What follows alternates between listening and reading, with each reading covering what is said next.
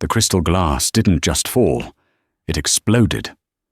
One moment, the girl was a portrait of silent sorrow, tracing patterns on the condensation of her water goblet. The next, she was on the floor of Chicago's most exclusive steakhouse, the Gilded Steer. Her body was a rigid arc, back bowed, hands clawing at her throat as if trying to rip out something lodged deep inside. Her mouth gaped open, a perfect dark oval of terror. But no sound came out. Not a gasp, not a whimper. Nothing. A terrifying, absolute silence, where a scream should have been. Her father, a titan of industry whose face was more familiar on the cover of Forbes than in the society pages, launched himself from his velvet chair. "Eleanor! Ellie!" His voice, a command that could move markets, fractured with a sound no one in that room had ever heard from him. Pure panic. Heads snapped around. The low murmur of billion-dollar deals and old money gossip died instantly. Silverware clattered against porcelain as waiters froze mid-stride. A woman at a nearby table shrieked, "My God, she's choking! Someone help her!" But here's the thing. Eleanor Finch hadn't made a sound in over a year. Not a single, solitary word. 21 of the world's top medical specialists had peered down her throat, scanned her brain, and plumbed the depths of her psyche. 21 experts from Johns Hopkins to the Mayo Clinic had tried everything. Hypnotherapy, experimental drugs, invasive diagnostics. Her father, Alistair Finch, had spent a fortune large enough to fund a small nation's healthcare system. Nothing had worked. And now, his daughter was dying on the polished marble floor of a restaurant, suffocating in silence. Across the room, a waitress stood paralyzed, a heavy silver coffee pot trembling in her grip. Her name was Amelia, though everyone called her Mia. She was 24, wore a starched white apron that was never quite free of a faint coffee stain, and served overpriced steaks to pay for her father's mounting medical bills. But 4 years ago, she wasn't Mia the waitress. She was Dr. Amelia Vance, a rising star in the esoteric field of psychoacoustics and speech pathology, a prodigy who could map the landscape of trauma through the architecture of a human voice. She didn't just fix voices. She understood the silence between the words. Until the day they destroyed her, stripped her of her credentials, erased her from the medical community, and branded her a pariah for a therapy that was deemed too radical, too unproven, too dangerous. And the man now screaming for a doctor, the man whose daughter was turning a dusky shade of blue, was Alistair Finch, the chairman of the very medical board that had held the gavel, and, with one single, decisive vote, shattered her entire world. Mia's heart hammered against her ribs, a frantic drumbeat of terror and rage. Every survival instinct, honed over 4 years of hiding, shrieked at her to run, to melt back into the shadows of the service station, to remain invisible. Because if she helped, if she used the knowledge they had forbidden her to possess, she wouldn't just be fired. She could go to prison. But Eleanor's lips were now the color of faded lavender. 90 seconds. Maybe less. That's all the girl had before the lack of oxygen began its irreversible assault on her brain. What Alistair Finch didn't know was that the broken waitress watching his daughter die was the only person in the world who understood the nature of her silence.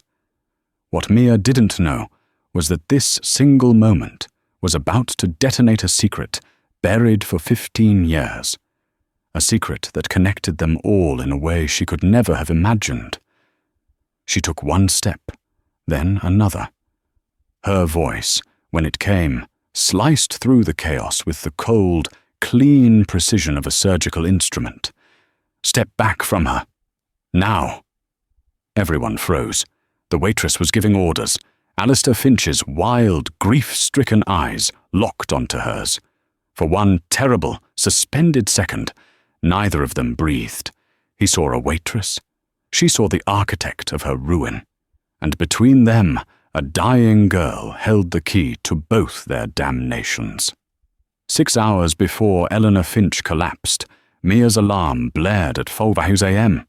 She slapped it into silence and lay in the pre-dawn gloom of her tiny studio apartment in Pilsen, a world away from the Gold Coast penthouses of her clientele. She stared at the familiar cracks in the ceiling, a roadmap of a life she hadn't planned. Before her eyes even focused, the numbers scrolled through her mind with brutal clarity.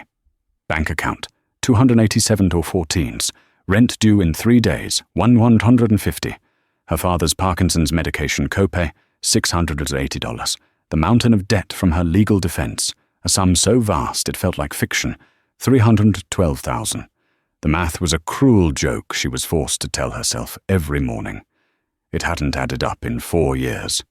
By 6:30 a.m., she was on the L train, the rhythmic clatter of the wheels a familiar soundtrack to her exhaustion. The city awoke around her, a symphony of sounds she couldn't help but dissect. The specific pitch of the train's brakes, the legato of a distant siren, the staccato cough of the man sitting opposite her. To others it was noise. To Mia it was data, an echo of her former life she couldn't shut off. The Gilded Steer was an institution, a mahogany and leather temple to carnivorous capitalism. Mia pushed through the swinging kitchen doors into a maelstrom of controlled chaos. The air was thick with the scent of searing beef, garlic, and the sharp, metallic tang of ambition. In the cramped employee locker room, she pulled on her uniform. It still felt like a costume, the stiff fabric, a constant reminder of the lab coat she was supposed to be wearing. Tucked away at the bottom of her locker, beneath a worn-out pair of sneakers, was a dog-eared copy of Luria's The Man with a Shattered World. The margins were filled with her own frantic scribbles from graduate school.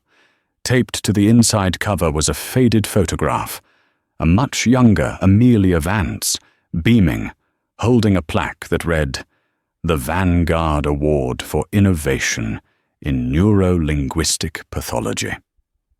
She traced the letters of her own name with a fingertip, a ghost touching a ghost. Then she slammed the locker shut. "Vance, you're on the Finch party tonight," grunted Sal, the restaurant's manager, a man whose mood was perpetually as rare as the steaks he served. Section 3. Don't screw it up. He's a one-strike kind of guy. Every server knew about Alistair Finch. He was their white whale, tipped extravagantly, demanded perfection, and possessed an aura of such immense power that it seemed to bend the air around him. Most servers would be a bundle of nerves, scribbling notes, rehearsing specials. Mia didn't need a notepad. She never did. The dinner rush was a symphony of requests she conducted from memory. Table 4. 2 ribeyes, 1 medium rare, 1 medium well with a hard char, sauce on the side, no mushrooms on the latter. Table 6. Dover sole, filleted at the table, extra lemon, hold the capers. Table 9. A marriage proposal, champagne to be ready the moment he dropped to one knee. Mia moved through the opulent dining room with an unnatural grace, her mind a fortress of perfect recall. She didn't just remember the orders, she remembered the cadence of the voices giving them, the slight hesitation before ordering the expensive wine, the nervous laugh that followed. It was this ability, this eidetic auditory memory, that had made her a prodigy. She could hear the subtle tremor in a patient's voice that signaled a neurological issue long before it showed up on any scan. She could identify the precise, phonetic decay that pointed to a specific type of aphasia. It was her gift, and it was the reason she'd been cast out. Her methods were too intuitive, too reliant on her unique perception. They couldn't be quantified, replicated, or peer-reviewed. In the rigid world of academic medicine, her gift was heresy. At a corner table, a regular, Mr. Abernathy, was holding court. Mia approached to refill his water, "And so I told him," Abernathy boomed. "The deal is off the table." Mia froze. She heard it instantly, a tiny, almost imperceptible slur on his sibilants, a slight lag on the T sound. It was the same pattern she'd heard in a clinical study on transient ischemic attacks, mini-strokes. "Mr. Abernathy?" she said softly, her voice barely a whisper. "Forgive me for interrupting. You sound a little hoarse tonight. Are you feeling quite all right?" He waved a dismissive hand. "Never better, my dear." "Just a bit of a cold." "Of course, sir," she said, backing away. "Enjoy your evening." She made a mental note. She would have Sal check on him in an hour. 3 weeks ago, she'd made a similar observation about another guest, discreetly suggesting he see a doctor about a persistent cough she recognized as a classic sign of aspiration pneumonia. The man's wife had sent a thank you note a week later. They'd caught it just in time. Mia was saving lives in miniature, diagnosing patrons between appetizer and entree, a secret she held like a hot coal in her hands. One day, it would burn her. At precisely 8:00 p.m., the energy in the room shifted. A black Rolls-Royce ghost whispered to a stop at the curb. The doorman, a stoic man named George, seemed to stand a little straighter. Alistair Finch emerged. He was tall, impeccably dressed in a bespoke suit the colour of a stormy sky, his silver hair perfectly coiffed. He didn't just enter a room, he annexed it. But for all his power, his eyes were haunted, etched with a deep, weary sorrow that no amount of wealth could soothe. Behind him, his daughter Eleanor was a shadow. She was 19, with her father's sharp cheekbones and her mother's deep, soulful eyes that were currently fixed on the ground. She clutched a small, leather-bound sketchbook to her chest like a shield. The whispers followed them to their table, a ripple of pity and morbid curiosity. The daughter, the one who doesn't speak. Since the accident. A year now. All that money and he can't fix his own child. Alistair ignored them, his hand a constant, protective presence on his daughter's back.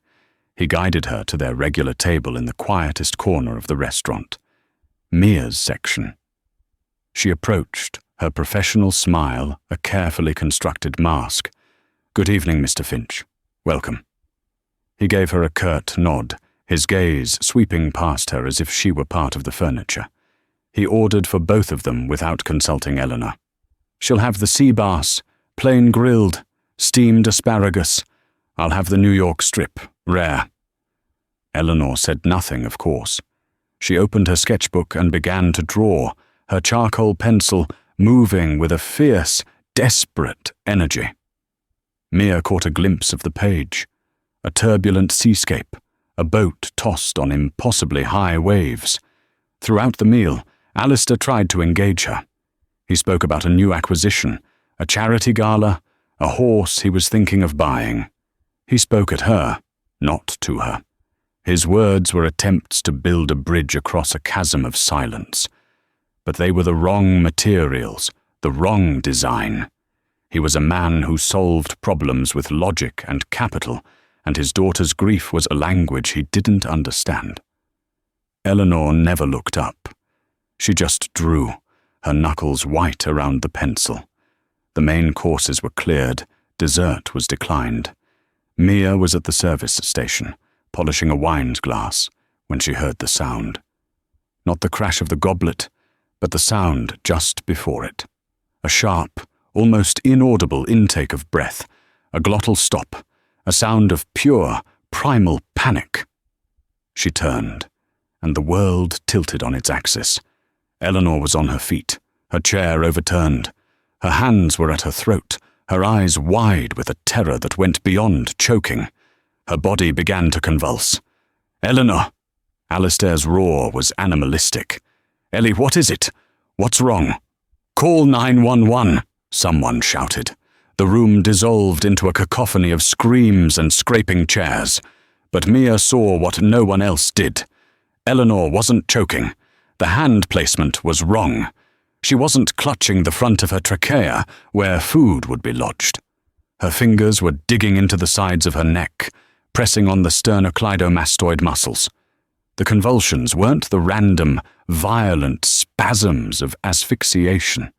They were rhythmic, almost patterned, a laryngeal seizure, a psychosomatic response of the highest order. The body, convinced it was in mortal danger, was shutting down the airway itself. Mia's mind, the one they had shackled and silenced, screamed with recognition. She had written her doctoral thesis on this. Trauma-induced laryngospasm and the acoustic echo of grief. This wasn't a physical obstruction. This was a memory, a trauma so profound it had manifested as a physical attack. Stepping forward was professional suicide. It meant revealing herself. It meant facing Alistair Finch. It meant prison. Her father's care, her fragile, cobbled-together life, all of it would be incinerated. But then she saw Eleanor's face, the faint blue tinge spreading from her lips. Cyanosis. Brain damage starts in 60 seconds. Death in 4 minutes. Alistair's voice, shredded with desperation, cut through her paralysis. "Is there a doctor here? For God's sake, somebody do something!" Somebody do something. She had been somebody once. Dr. Amelia Vance, the woman who understood silence. In that instant, 4 years of fear were burned away by a purpose she thought she had lost forever. Her hands stopped shaking. Her breath steadied. A decade of training, of clinical hours, of listening to the unheard surged through her. She moved. Step back from her. Now. Her voice was not a request.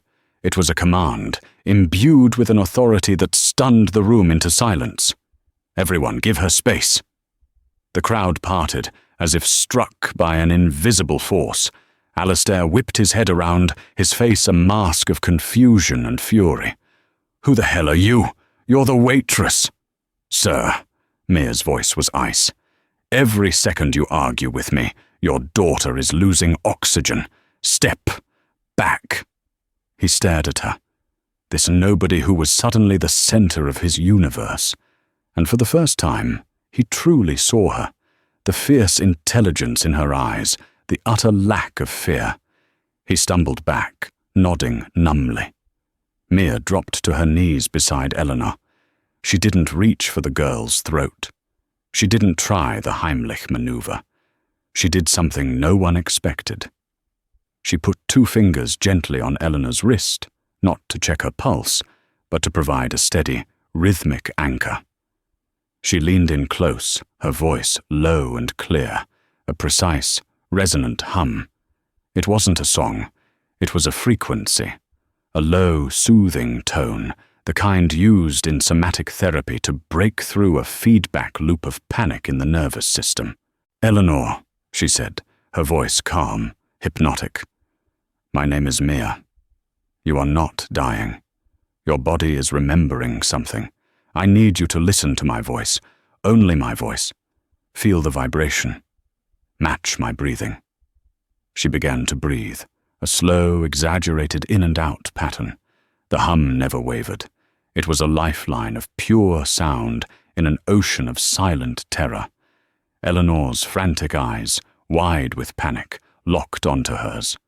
For a moment, nothing happened. The convulsions continued. The blue deepened. "Stay with me, Eleanor," Mia commanded softly. "Breathe with me. In and out." Then a flicker. The girl's chest hitched, a tiny involuntary attempt to follow the pattern. "That's it," Mia encouraged, her voice unwavering. "You're doing it. You're in control, not the memory. You." Slowly, agonizingly, Eleanor's ragged, silent gasps began to synchronize with Mia's calm, rhythmic breathing. The violent arch in her back softened. The clawing hands relaxed, falling to her sides. A tinge of pink began to creep back into her lips. The paramedics burst through the door then, a whirlwind of navy uniforms and clattering equipment. "We got a call about a female choking," the lead medic began, then stopped, taking in the bizarrely tranquil scene. The waitress on the floor, humming. The billionaire's daughter, breathing.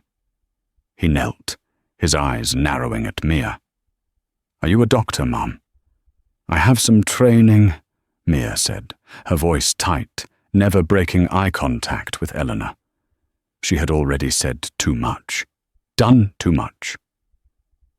"Patient is a 19-year-old female with a history of psychogenic aphonia," Mia said, the clinical language spilling out before she could stop it. She experienced an acute, non-obstructive laryngospasm, likely triggered by an environmental or emotional stressor. Vitals are stabilizing, but she needs immediate transport for observation and a full neurological workup. The paramedic stared at her, dumbfounded. "Psycho what?" Mia's blood ran cold. She had exposed herself. The jargon, the diagnosis, it wasn't first aid. It was the language of a specialist. "It's a severe panic attack," she stammered, trying to backtrack. "It can sometimes mimic choking. I learned it in a crisis response course." They didn't look convinced, but their focus was on Eleanor. As they loaded her onto a gurney, Alistair Finch grabbed Mia's arm. His grip was like iron, his knuckles white. "That wasn't a crisis response course," he said, his voice a low, dangerous growl. "You knew exactly what was happening. You diagnosed her. Who are you?" Mia pulled her arm free, her entire body trembling as the adrenaline began to recede. "I'm the waitress who just helped your daughter. She needs to get to the hospital." "This isn't over," he said, his eyes boring into hers, a mixture of gratitude, suspicion, and raw power. He fumbled in his jacket, pulled out a platinum business card and pressed it into her hand. "I will find out who you are, and you and I are going to have a conversation."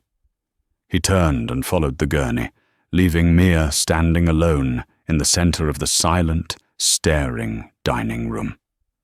The business card felt like a warrant in her trembling palm. On the back, scrawled in a shaky hand, were 3 words: "You saved her." Sal, the manager, approached her, his face pale. "Vance," he whispered, "Mr. Finch's assistant just called. He wants your full name and employee file. He said you might be the only person who can figure out what's wrong with his daughter." The words didn't sound like a compliment. They sounded like a cage door slamming shut. Sleep was a luxury Mia couldn't afford that night.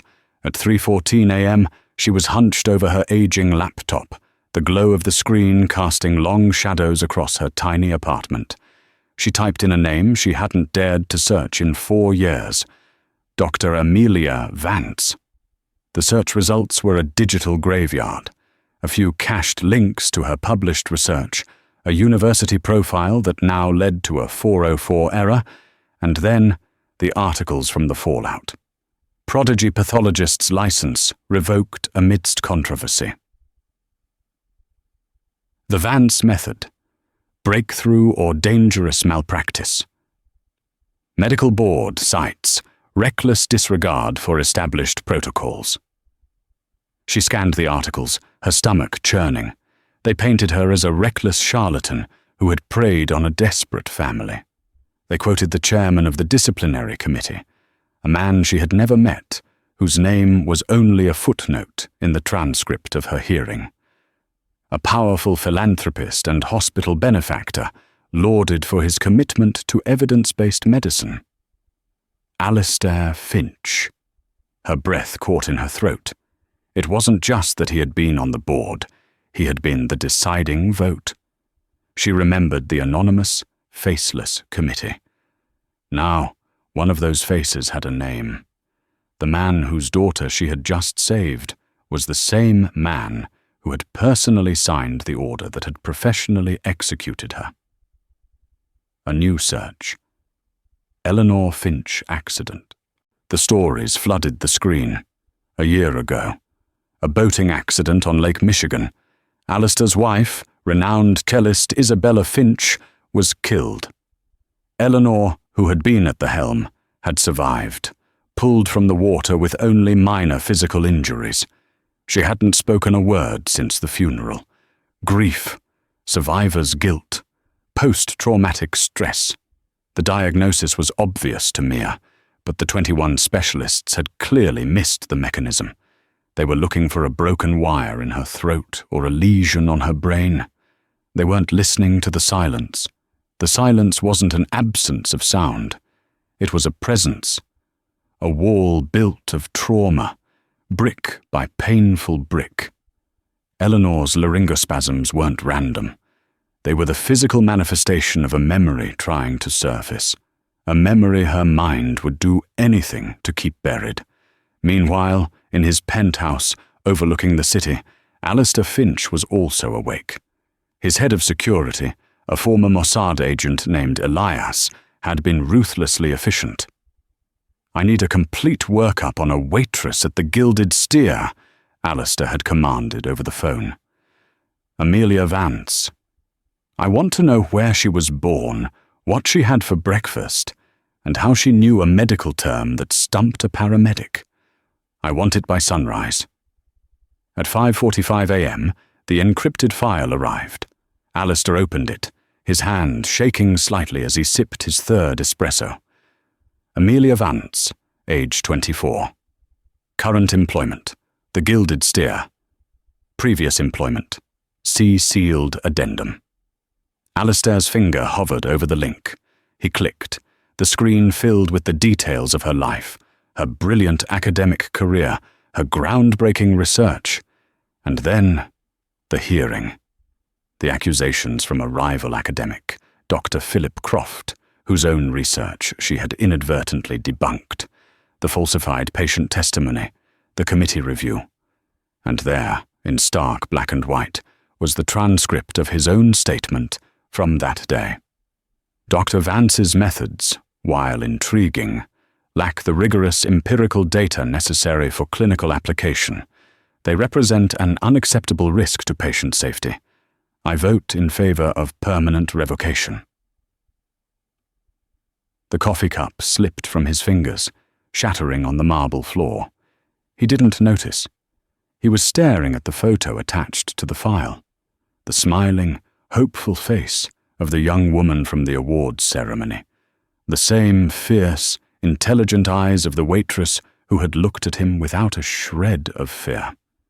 He had destroyed her, based on the word of a man, Dr. Croft, whom he now vaguely recalled was one of the 21 specialists on Eleanor's case. A man whose reports had been the most dismissive of any psychological component. Alistair Finch, a man who prided himself on meticulous due diligence, had ruined a life with a single, careless vote at a board meeting he had considered a tedious obligation. And then, that same life had turned around and saved his daughters. The irony was so profound, so cosmically cruel, it felt like a physical blow. He picked up his phone, his thumb hovering over Mia's number, obtained from her employee file. What could he possibly say? "I'm sorry I annihilated your future, but could you please fix my daughter?" Before he could decide, his sister, Beatrice, a sharp-witted woman who ran the family's charitable foundation, walked into his study. She'd stayed the night after rushing to the hospital. "How is she?" Beatrice asked, her voice soft. "Stable," Alistair said, his own voice sounding hollow and foreign. "They're calling it an unexplained physiological event. They have no idea what caused it or what fixed it." He paused, but the waitress did. "Alistair, I saw her," Beatrice said, perching on the edge of his desk. "That wasn't first aid. That was something else. She was like a conductor calming an orchestra. Who is she? She's a doctor, Alistair whispered, the words tasting like ash. Or she was. One of the most brilliant young minds in her field. Until I took it all away from her. He told Beatrice everything. The board meeting. The vote. The realization that Dr. Croft, the man who'd led the charge against Mia, was now advising him on Eleanor's care. Beatrice's expression hardened from sympathy to steel. My God, Alistair, you didn't just make a mistake. You were a pawn in a professional assassination, and Croft is still pulling the strings. She looked at her brother, at the deep cracks in his carefully maintained facade. You know what you have to do. This isn't just about Eleanor anymore. This is about justice. You have to make this right. Alistair looked across the room at a portrait of his late wife, Isabella, her smile both a comfort and an accusation. He had failed to protect his wife from the storm. He was failing to save his daughter from the silence, and he had actively participated in the destruction of the one person who seemed to hold the key. He nodded slowly, a single, decisive movement. He knew what he had to do. It was time to face Dr. Amelia Vance, not as a billionaire demanding a service, but as a penitent man begging for a miracle he had no right to ask for. 2 days later, Mia was in the middle of the lunch rush when the temperature in the dining room seemed to drop by 20 degrees. Alistair Finch stood in the grand archway, not in a dinner suit, but in a simple, dark cashmere sweater. He looked less like a titan and more like a man walking to his own execution. His eyes scanned the room and found her.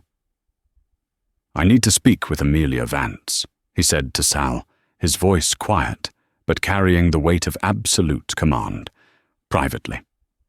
The entire restaurant seemed to hold its breath.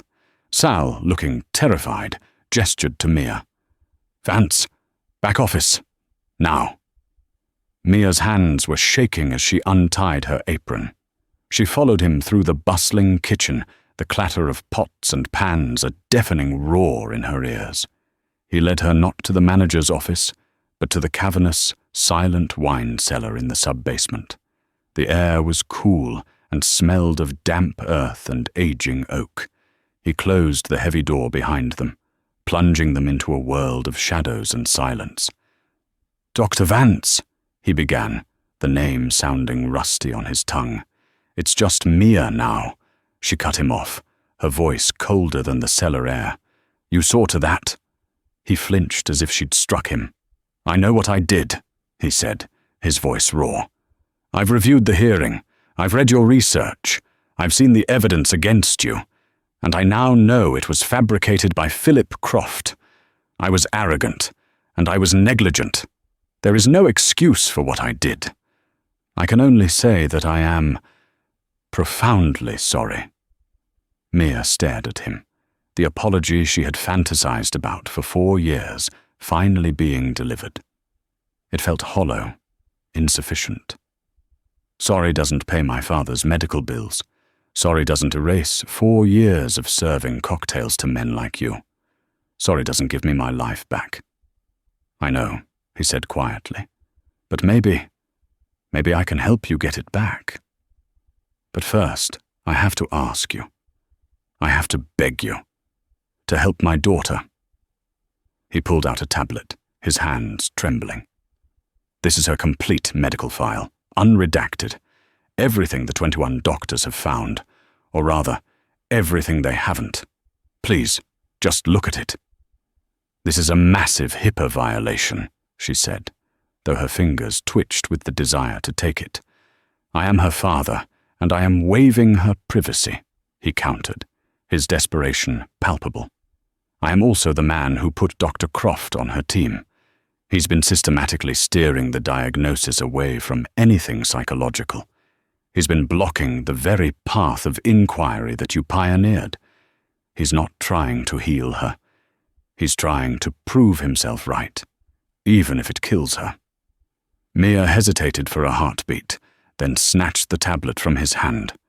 Her eyes flew across the screen, devouring pages of clinical notes, brain scans, and specialist reports. It was just as she suspected. They were all looking at the hardware, not the software. They saw a healthy brain and a healthy larynx and threw up their hands. "They're all wrong," she whispered, scrolling through images of Eleanor's vocal cords. "They're looking for a scar, a lesion. They're not listening for the echo." She looked up at him, her eyes blazing with the fire he had tried to extinguish 4 years ago. "Her silence is a fortress, Mr. Finch, and every time she has one of those seizures, it's a memory trying to storm the gates. You can't fix that with a scalpel. You have to give her a reason to feel safe enough to lower the drawbridge herself." Hope, fragile and terrifying, dawned on Alistair's face. "Then help me. Help her. I'll fund your research. I'll build you a lab. I'll personally finance a new hearing to have your license reinstated.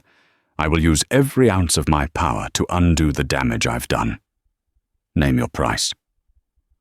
"My price," Mia said, her voice shaking with 4 years of repressed fury, "is that you fire Philip Croft today, and you tell him it's because you're hiring the doctor whose career he tried to murder. And my price is that you stop trying to fix your daughter and start listening to her, even when she isn't saying a word." Alistair didn't hesitate. He pulled out his phone, his thumb moving with grim purpose. "Consider it done." But as he made the call, Mia knew this was only the beginning. Croft wouldn't go quietly. He would see her as a threat not just to his reputation, but to the secret of his own fraud. He would come after her with everything he had, and this time he wouldn't be trying to take her license. He'd be trying to put her in a prison cell. The next 48 hours were a blur of clandestine activity. Operating from her tiny apartment, which now felt like a war room, Mia became a ghost in Eleanor's medical machine. She couldn't legally consult, so she fed her insights to Alistair, who relayed them to the bewildered and increasingly hostile medical team. "Ask for a SPECT scan to measure cerebral blood flow during auditory stimulus," she instructed him over an encrypted line. "Specifically, play a recording of her mother's cello music. I'll bet you her amygdala lights up like a Christmas tree." The results came back. The neurologists were stunned. The emotional centers of Eleanor's brain showed a massive, chaotic response to the music, even while she remained outwardly catatonic.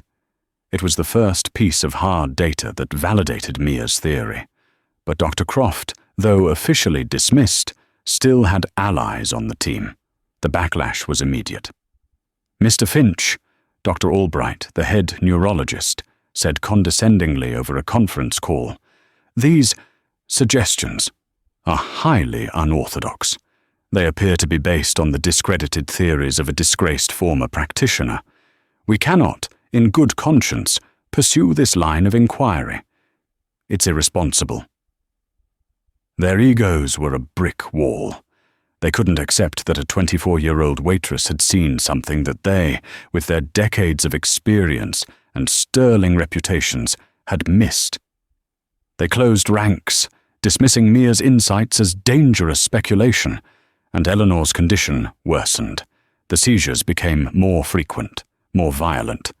She stopped eating. She refused to even open her sketchbook. She was retreating, disappearing deeper into the silence. Then the first official shot was fired. A certified letter arrived at Mia's apartment. Official letterhead from the Illinois State Medical Board. It was a cease and desist order. "It has come to our attention that you, Amelia Vance, may be engaging in the unlicensed practice of medicine. Failure to comply will result in immediate criminal prosecution." It was signed by the head of the Ethics Committee, a close personal friend of Dr. Philip Croft. He was trying to scare her off, to cut her off from Alistair and Eleanor. The threat of prison, once a vague fear, was now a stark, legal reality. That same afternoon, her phone rang. It was the director of the facility where her father lived. "Ms. Vance, I'm sorry to do this, but your father's account is now 90 days past due. We've been contacted by a third party who raised concerns about your ability to provide for his care. We have to begin proceedings to transfer him to a state-run facility if the balance isn't paid in full by Friday." Croft. He wasn't just attacking her. He was going after her father. He was targeting her most vulnerable point. The thought of her gentle, confused father in an underfunded, overcrowded state ward made her physically ill. The word hung in the sterile air, a fragile, impossible jewel. Mom. It was not a word so much as a breaking, the sound of a year-long dam of grief, guilt and terror finally succumbing to a pressure it could no longer contain. It was a ghost of a sound, frayed and raw, yet it possessed the force of a tectonic shift. The shrill, panicked alarm of the heart monitor, which had been the room's frantic pulse, seemed to falter, stunned into a less desperate rhythm. The two security guards, men trained to react to violence and threat, froze in the doorway, their hands hovering uncertainly near their belts. They were prepared for a trespasser, a hysteric, a criminal. They had no protocol for a miracle. Dr. Philip Croft's face, moments before a mask of righteous triumph, crumpled. It was the expression of a mathematician who has dedicated his life to a single elegant proof, only to watch a child erase it with a piece of chalk. His entire professional identity had been staked on the certainty of a physical, organic cause for Eleanor's silence. He had built a fortress of scans, biopsies, and neurological jargon around her. And this woman, this waitress, had just walked through its walls with nothing but a melody. "She's having a psychogenic abreaction," Croft sputtered, his voice shrill, clawing for the clinical language that was his only shield. "It's a trauma response. Dangerous, unstable. She needs to be sedated immediately."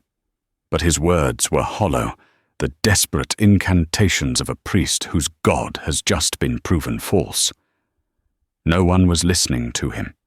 Every eye was on the bed, on the two women who had created this pocket of impossible stillness in the center of the chaos. Mia did not look at Croft. She did not look at the guards or at Alistair Finch, who stood just beyond them, his face a ruin of disbelief and dawning, gut-wrenching hope. Her entire universe had contracted to the small, trembling girl in the hospital bed. Eleanor's eyes, wide and luminous with a year's worth of unshed tears, were locked on hers.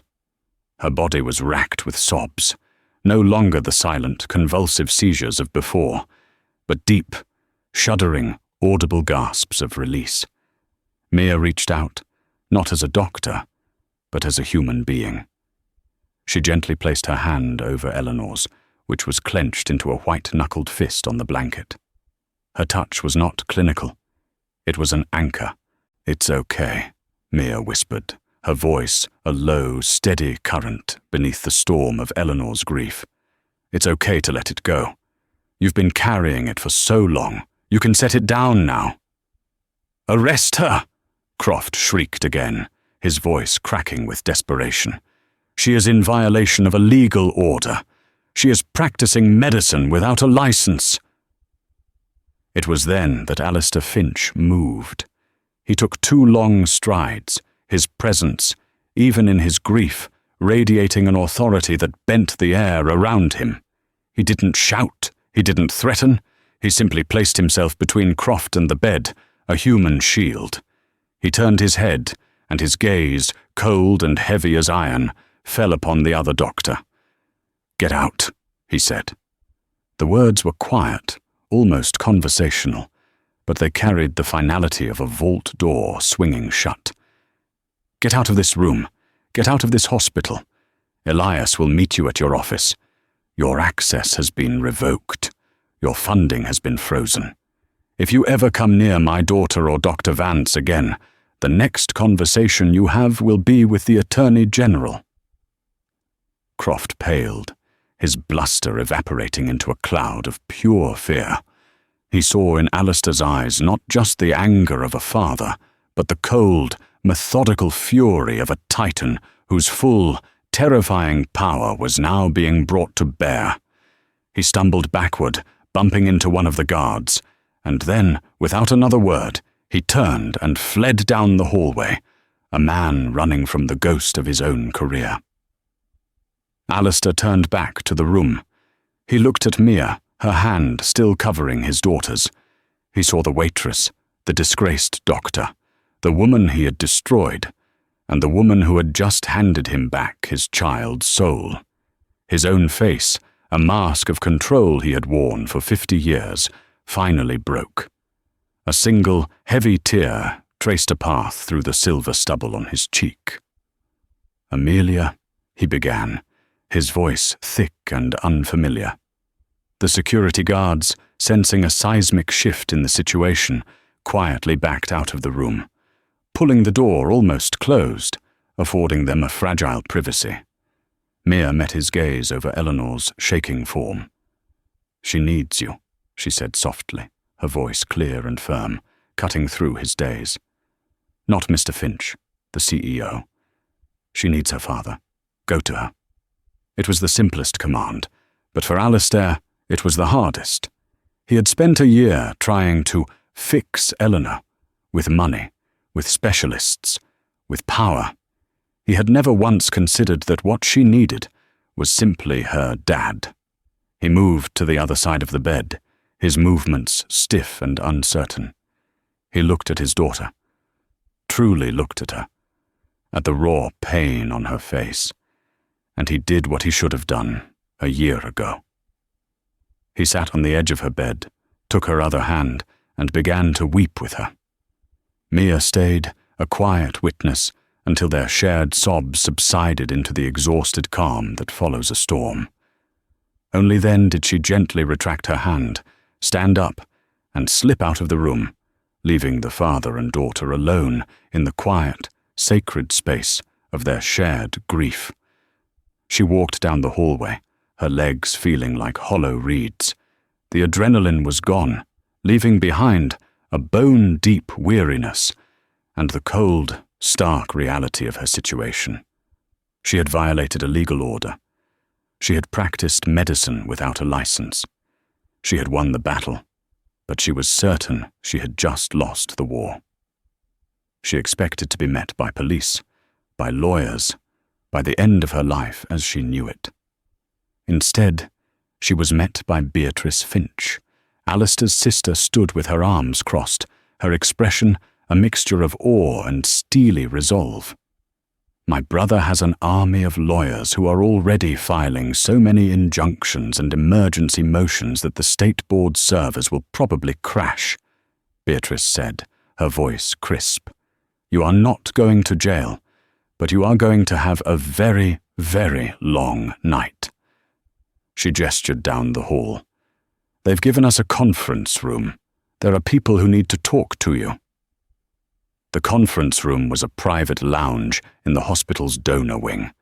It was larger than Mia's entire apartment. Waiting inside were two lawyers in suits so sharp they could have cut glass, and Alistair, who had composed himself but looked 10 years older. "Dr. Vance," the lead lawyer began, "I'm Marcus Thorne. Mr. Finch has retained my firm to represent you. First, let's be clear about your legal exposure. Dr. Croft has already filed a formal complaint. The board will be forced to act. They will likely move for an emergency criminal charge for contempt of their order." Mia sank into a plush leather chair, the fight draining out of her. "So I'm going to be charged." "Unlikely to stick," Thorne said smoothly. "Our first move is to frame your actions not as the practice of medicine, but as a humanitarian intervention in a critical, life-threatening incident, which is a legally grey area. Our second move is to countersue Dr. Croft and every member of the review board that revoked your license for professional conspiracy, defamation, and gross negligence, citing the mountain of evidence Mr. Finch has compiled. We are not going to defend. We are going to attack." Mia looked at Alistair. "Why?" she asked, the question raw and genuine. "Why do all this?" Alistair sat opposite her, the vast mahogany table between them feeling like a chasm. "Because for the last year," he said, his voice low and raspy, "I have been living in a world of silence. My daughter's and my own. I was silent when my colleagues on the board listened to a liar and destroyed your career because it was easier than questioning the consensus. I have been silent with my own daughter, talking at her about business and horses because I was too much of a coward to talk about her mother, about the accident, about the grief that was eating us both alive." He leaned forward, his eyes locking onto hers. "Tonight, you broke the silence, not just for Eleanor, but for me. You showed me what I had become, a man with infinite resources who couldn't perform the most basic human function. To listen. This isn't just about making things right for you, Amelia. It is about me finding some small way to become a man my wife would not be ashamed of." The confession was so stripped of artifice, so profoundly vulnerable, that it left Mia breathless. The fury she had nursed for 4 years began to dissolve, replaced by a complex, aching understanding. He was not a monster. He was just a man, as broken by his grief as his daughter was, who had used power as a clumsy substitute for healing. "What happens now?" she asked, her voice barely a whisper. "Now," Alistair said, a new, unfamiliar determination in his eyes. "We build. I am dissolving my family's primary charitable trust and reforming it. It will be called the Isabella Foundation. Its sole purpose will be to fund research and clinical application of integrative therapies for trauma-induced speech and neurological disorders. It will have an initial endowment of $500 million. He paused. "And I want you to run it." Mia stared at him, speechless. The scale of it was incomprehensible. It was a blank check to rebuild her life, to legitimize her work, to help thousands of people. It was everything she had ever dreamed of. And yet, a cold knot of caution tightened in her stomach. "I can't be bought, Alistair," she said softly. "I'm not trying to buy you," he replied, his voice equally quiet. "I am trying to invest in the only person on Earth who was able to do what 21 of the world's top-paid experts could not. This isn't a gift. It's a correction of a terrible, terrible mistake." The legal battle was brutal and protracted. Croft, fighting for his professional life, leaked a sanitized, self-serving version of events to the press, painting Mia as an unstable opportunist who had manipulated a grieving family. The medical board, caught between the wrath of Alistair Finch and the need to protect its own reputation, dug in its heels. But Alistair's offensive was overwhelming. He didn't just use lawyers, he used the truth. He funded an independent journalistic investigation into Croft's research, which uncovered a pattern of suppressed data and falsified results going back years. He located the family from Mia's original controversial case, the one Croft had used to ruin her, and discovered they had been coerced into giving false testimony. They recanted their statements in sworn affidavits. Mr. Abernathy, now fully recovered from the TIA Mia had diagnosed, gave a deposition that was both medically compelling and deeply human. While the lawyers fought, Mia began the real work. The board had not yet reinstated her license, but they couldn't stop her from acting as a consultant to the Finch family. She moved out of her tiny apartment and into a guest suite at the Finch penthouse, a temporary arrangement that felt both surreal and necessary. Her father was moved to the finest long-term care facility in the Midwest, the bills paid by the first advance on her future salary from the newly formed foundation. The crushing weight of his care, a burden she had carried alone for years, was finally lifted. Her days were spent with Eleanor.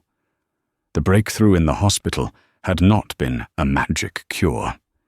It was the opening of a door. Now, they had to walk through it. The journey was painstaking. There were days of progress where Eleanor would string together whole sentences, her voice gaining strength and confidence. They would sit on the vast terrace overlooking Lake Michigan, the very body of water that held her trauma, and Mia would gently guide her through the memories, helping her separate the event from the guilt. Eleanor began to draw again, her sketchbooks filling not with stormy, violent seas, but with tentative portraits of her mother, of Mia, of cityscapes bathed in morning light. But there were also days of retreat, days when the silence would return, a thick, suffocating blanket. Days when Eleanor would dissolve into tears, unable to speak, able to communicate only by scribbling frantic, jagged lines in her sketchbook. On those days, Mia didn't push. She simply sat with her, a quiet, patient presence. She was teaching Eleanor that silence wasn't a failure, that it was a space that didn't have to be filled with fear. She was being the witness she had spoken of all those years ago. During one session, Eleanor finally drew the scene on the boat. It was stark and terrifying. A huge, dark shape, the boom, swinging toward a small figure at the helm, and another figure, her mother, with arms outstretched, pushing the smaller one away. For a long time, Eleanor just stared at it. "I was angry," she whispered, the words so quiet Mia had to lean in to hear them. "At her, for leaving me, for pushing me away." I felt her hands on my back, and then she was just gone. The last thing I heard was her song, and then the sound of the wave. And I hated the song. I hated the water. I hated myself for being the one who was pushed. "It's okay to be angry, Ellie," Mia said softly. "Grief isn't just sadness. It's anger. It's confusion. It's 100 different things at once. Your mother didn't push you away. She pushed you forward, into your life. Her last act wasn't one of abandonment. It was the fiercest act of love. That was the turning point, the moment the guilt finally began to loosen its grip. 3 months after that night in the hospital, Mia stood before an emergency hearing of the Illinois State Medical Board. The room was packed with lawyers, board members, and reporters. Dr. Croft was there, looking haggard and defeated. Alistair sat in the first row. Mia spoke for an hour. She did not talk about her own suffering. She talked about the nature of trauma.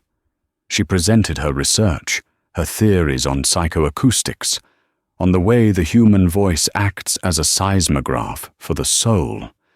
She spoke with a passion and clarity that captivated the room.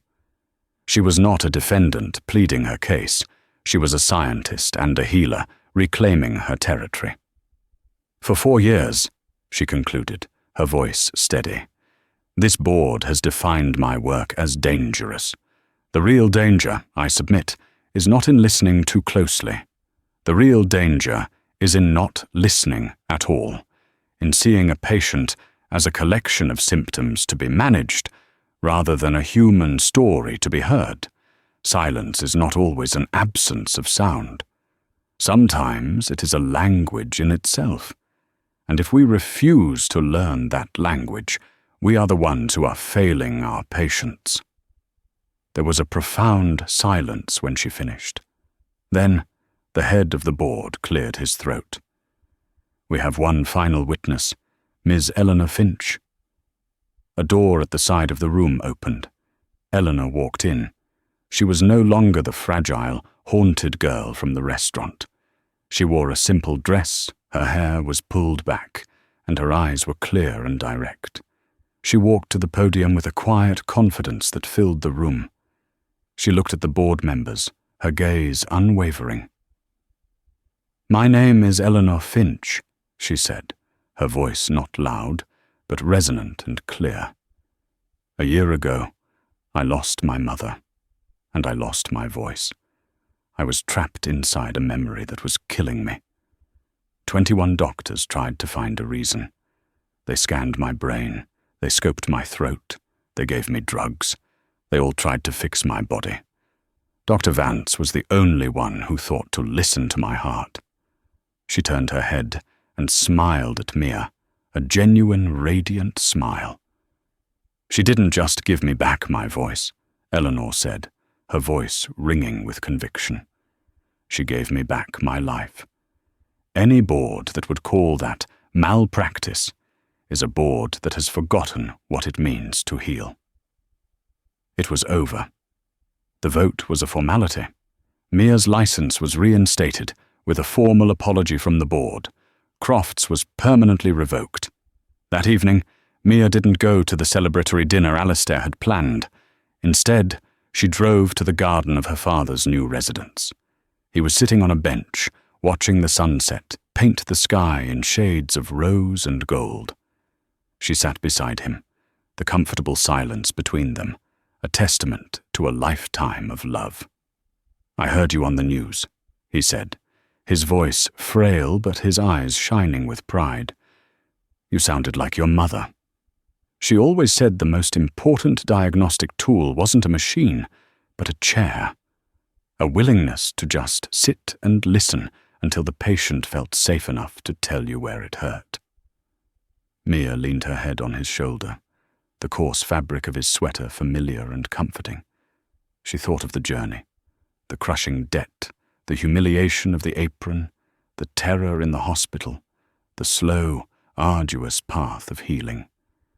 She thought of Alistair and Eleanor, a family tentatively rebuilding itself from the ashes of a tragedy. They were not a perfect, happy ending. They were something more real. A beginning. The world had tried to take her voice, to silence her, to erase her name. But it had failed. It had failed because it had misunderstood the nature of a voice. It is not something that can be taken, only something that can be given away. And in the silent, terrifying darkness of another's pain, Maya had found hers, and had given it freely. And in the giving, had found it returned to her, stronger and clearer than ever before, ready to fill the quiet spaces with the one thing that could truly heal: understanding.